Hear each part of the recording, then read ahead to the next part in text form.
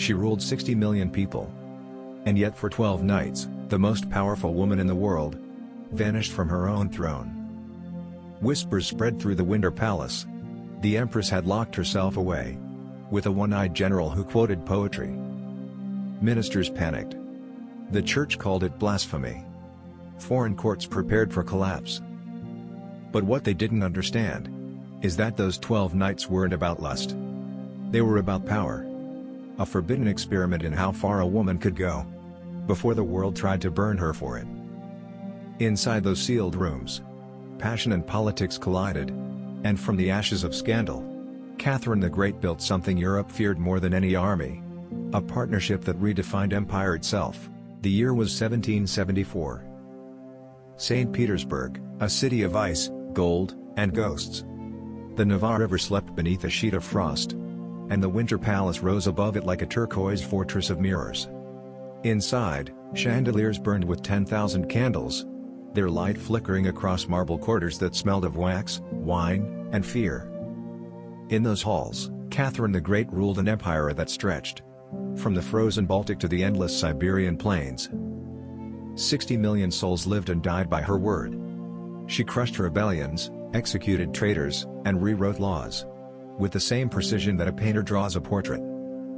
Yet even the strongest iron cracks in the cold. She was 45. A woman forged in politics, fire, and betrayal, but haunted by the silence of her own success. Power had isolated her. Lovers came and went, leaving her bed warm but her mind colder than the northern winds. Each morning began the same. 1,000 letters, 1,000 decisions. And no one who dared to speak her name without bowing. She could command armies, but not sincerity. She could dictate history, but not affection. In her private chambers, she read philosophy by candlelight.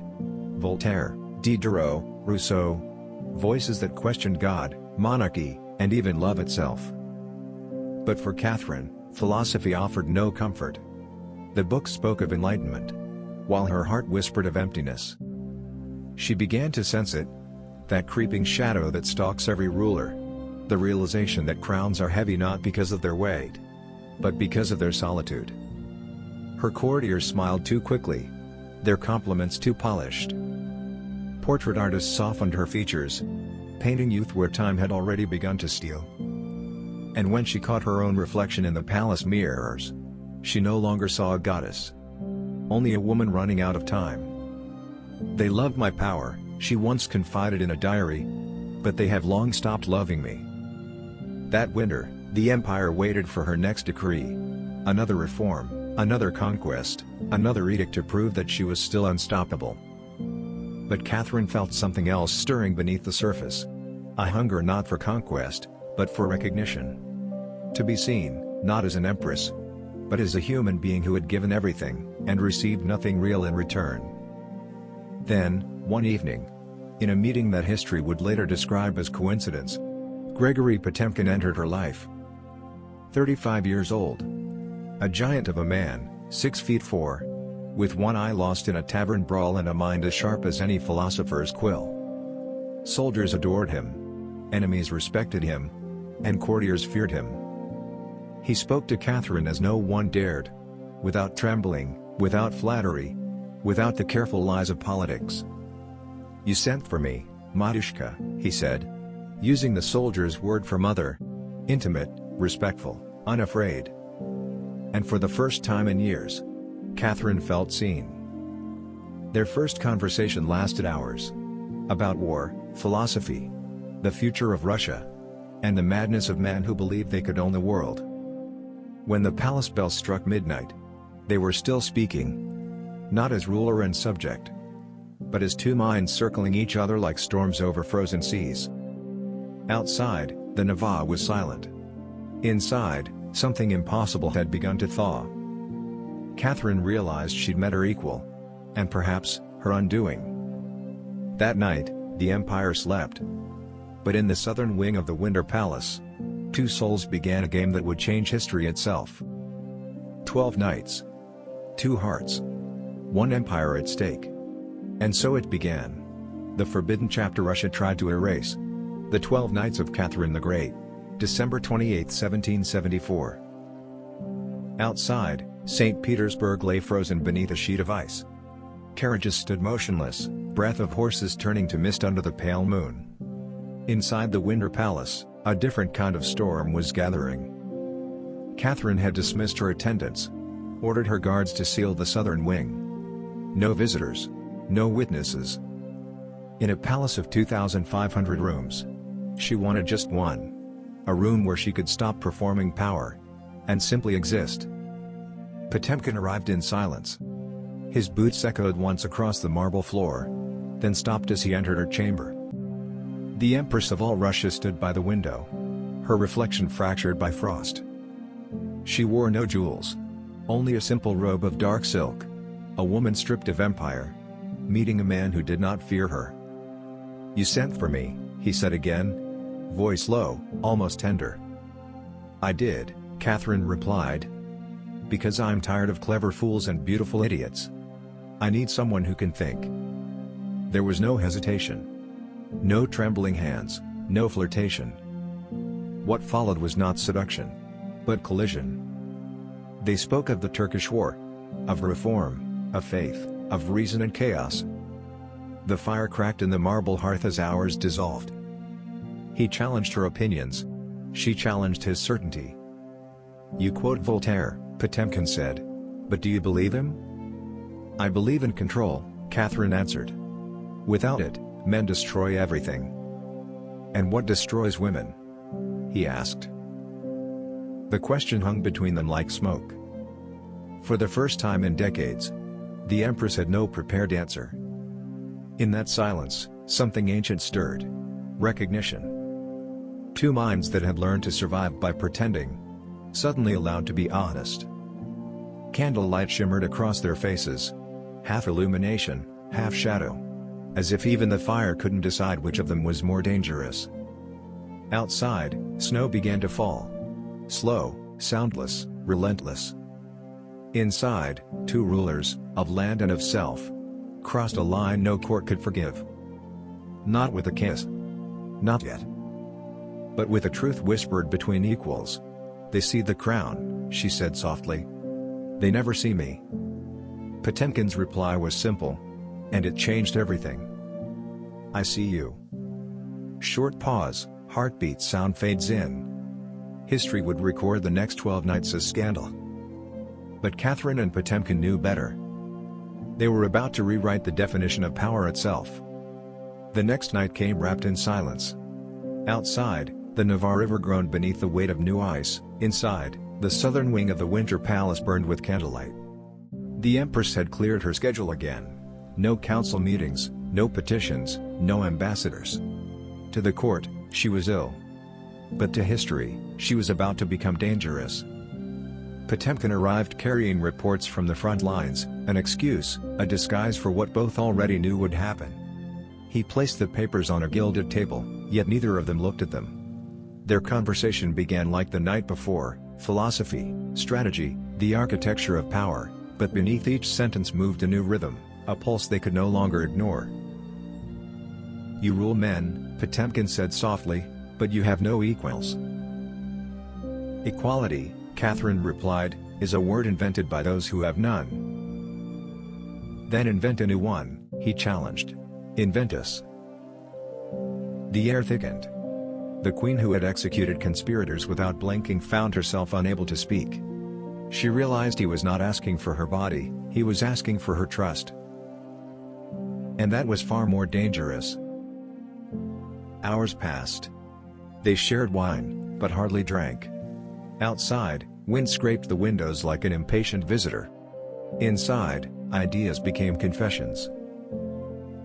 Catherine admitted her fear, not of death, but of irrelevance. "Empires outlive their rulers," she whispered, "and history remembers only the scandals." Potemkin's reply was almost a vow. "Then let's make the scandal worth remembering." That was the moment it changed, when desire became strategy. When two minds built a conspiracy of intimacy. They drew an invisible line across the table and crossed it, word by word. She would give him access to her councils, he would protect her throne from those who envied it. He would serve not as lover, but as mirror, reflecting the ruler back to herself without distortion. "We keep this between us," she said. "Not out of shame, but because the world destroys what it cannot define." "Then let them guess," he answered. "And let fear do the rest." When dawn approached, Catherine finally stood. The fire had died to embers, and her face was half lit by the faintest sunrise. "Tomorrow," she said, "the world will see an empress. Tonight, I am simply Catherine." Potemkin bowed once, not as soldier or subject, but as the first man in decades to treat her as human. As he left, the palace halls echoed with silence. The kind of silence that follows a decision too powerful to be undone. By morning, rumors would begin. By nightfall, the empire would tremble. By the third day, the palace could already feel it. A shift too subtle for words, but heavy enough to bend the air itself. The servants whispered that the empress no longer dined at court. The ministers waited for decrees that never came. The southern wing, once a quarter of marble and noise, now lay sealed behind velvet curtains. "Influenza," her attendants said. But the empire had seen many winters, and no illness had ever silenced Catherine the Great. Behind those locked doors, her world had narrowed to a single voice: Potemkin's. They spent hours over maps and letters, their talk slipping from strategy to intimacy and back again. What began as an alliance had turned into a ritual, a rebellion conducted in candlelight. For 12 nights, the empire's heartbeat had moved from the throne room to a single chamber in the south. And people notice when power changes rooms. Whispers began. The Orlov brothers, the same men who'd helped her seize the throne, now watched with growing fury. "She's bewitched," one said. "The one-eyed general has her under a spell." Within hours, gossip became weapon. Servants told stories of laughter echoing through forbidden halls. Guards reported seeing the general leaving at dawn. Every candle, every silence, became evidence of sin. In Versailles, in Vienna, in Berlin, ambassadors wrote dispatches dripping with moral outrage. "Russia's empress has lost her reason," they wrote. "The throne is ruled by passion." But Catherine had ruled too long to be surprised. She'd seen men crumble under the same temptation. And she knew the difference between desire and weakness. "Let them whisper," she said to Potemkin one night. "Gossip is the tax of the powerful." He smiled, that dangerous smile that made her forget the world outside. "Then we are paying in gold." Yet beneath the humor, both understood the cost. Every hour she spent with him was an hour her enemies used to sharpen their knives. In the shadowed halls of the Winter Palace, alliances shifted. Ministers who once begged for her favor now wrote to foreign courts, offering secrets in exchange for support. The church called for repentance. Pamphlets printed in secret accused her of heresy. Her son, Paul, brooded in his apartments, muttering about divine punishment. "The crown is cursed," he told his advisors. And so is she. Outside, the Navaf rose solid. A sheet of glass stretching toward the horizon, reflecting only silence. Inside, Catherine faced her own reflection and saw two women. The ruler the world demanded, and the human she had become. "How long can we hide this?" Potemkin asked. Catherine turned to him, her voice steady but distant. "We're not hiding it," she said. "We're testing who dares to speak it aloud." That was the night she stopped fearing scandal. She had survived coups, betrayals, and wars. A whisper, she decided, was only a lighter form of battle. But in the upper corridors, her enemies were already gathering, armed not with swords, but with rumors sharpened to kill. The next morning, 12 signatures appeared on a secret petition, demanding Potemkin's exile and questioning the empress's sanity. Catherine read it alone. She didn't shout, she didn't tear it apart. She simply smiled. "They've forgotten who taught them how to conspire," she whispered. Outside, the sun rose over the frozen city, pale, cold, and merciless. The fifth night did not bring peace. By now the rumors had teeth. What began as whispers in the servants' quarters had become strategy in the council chamber. The Orlov brothers, drunk on their own past victories, moved against the throne they had once helped to build. Their plan was simple and foolish. Strip away Potemkin, the new influence, and Catherine would crumble under isolation. They forgot she had built her empire from betrayal. Treachery was a language she spoke fluently. That evening, a storm raged outside the palace walls. Inside, a quieter storm gathered, 12 nobles, signatures inked with arrogance, carrying a petition that accused the empress of madness. She is bewitched, it claimed, her reason corrupted by the one-eyed general. They expected fear. They expected tears. What they found was calculation. Catherine received them in her private chamber, not the throne room. No guards, no ceremony, only silence. She let the men speak first. Their words dripped with rehearsed concern. Every sentence ending with the same poisoned request: send him away. When they finished, Catherine stood, the movement slow and deliberate. You mistake silence for surrender, she said softly. And mercy for weakness.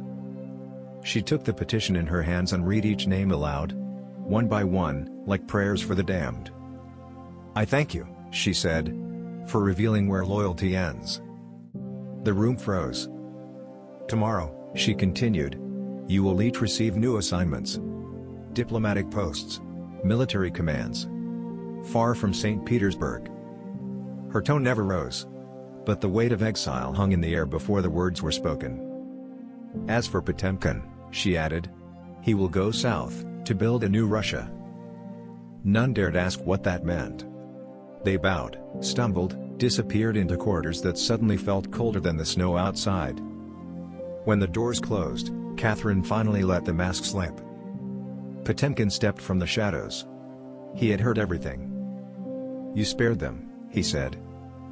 No, she replied. I buried them, standing. She handed him a sealed decree, governor of New Russia. A punishment disguised as reward. A distance that would protect them both. You'll rule the south, she said. I'll rule the north. And between us, an empire. For a long moment, neither spoke. The snow hissed against the windows like a warning. They'll say you sent me away, Potemkin whispered. Let them, she answered. They'll never understand that distance is how we survive. The candlelight trembled. She touched his hand once. Not as an empress, but as the woman he had seen behind the crown. Remember, she said quietly.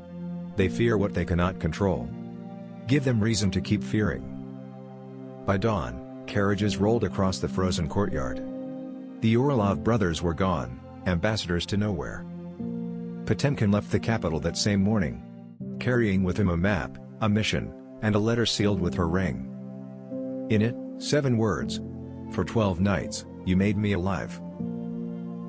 The empire would remember the scandal. History would remember the results. And Catherine the Great, alone once more beneath 10,000 candles, would begin the next chapter of her reign, knowing the price of being seen. And the cost of surviving love. The winter ended, but their distance began. Grigory Potemkin rode south through snow and silence, carrying orders written in the Empress's own hand: build a new Russia. Behind him, the domes of St. Petersburg faded into the white horizon. Ahead, endless wilderness waited for conquest. Catherine returned to the throne room, the crown once again her armor, her loneliness again her shadow. Yet the bond they forged did not break. It changed shape, from presence to correspondence, from nights whispered in secret to letters written in code. Over the next 16 years, more than 100 letters crossed the empire between them. They were filled with strategy and affection, with jokes and orders, with longing disguised as diplomacy.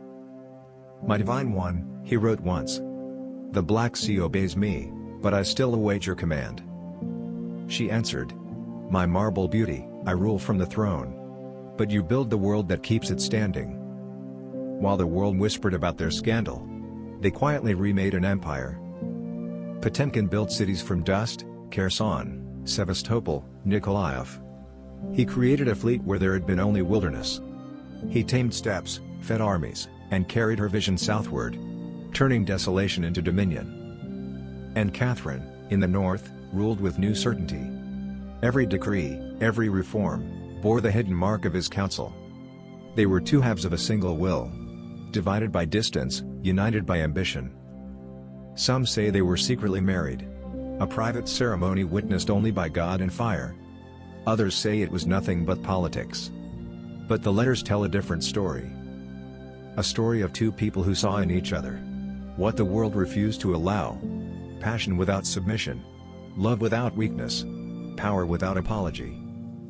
In 1791, Potemkin fell ill while traveling between campaigns. The fever struck fast. He died on a roadside in Moldavia, clutching the signet ring that bore her portrait. When the message reached Catherine, she locked herself in her chambers and wept.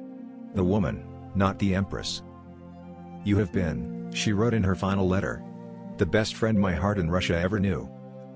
The courtiers found her days later, sitting before the fire with the letter in her hands, whispering words no one dared to repeat. Outside, the empire she had built stretched farther than any before her. It glittered with palaces, cities, and fleets. But its truest monument was invisible: a partnership that outlived both bodies. Catherine reigned for 5 more years. When she died, they buried her beneath the same palace where the 12 nights had begun. Historians argued for centuries about those nights, whether they were scandal or strategy, lust or legacy. But the truth was simpler. For 12 nights, an empress allowed herself to be human, and in doing so, became greater than any crown. She proved that power and passion are not enemies, but two sides of the same fire. The fire that built empires. The fire that still burns in the stories we whisper.